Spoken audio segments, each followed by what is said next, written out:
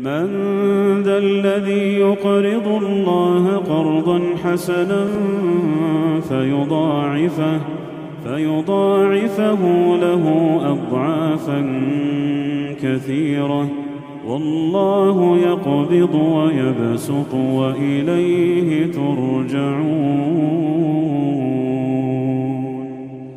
من ذا الذي يقرض الله قرضا حسنا فيضاعفه له أضعافا كثيرة والله يقبض ويبسط وإليه ترجعون.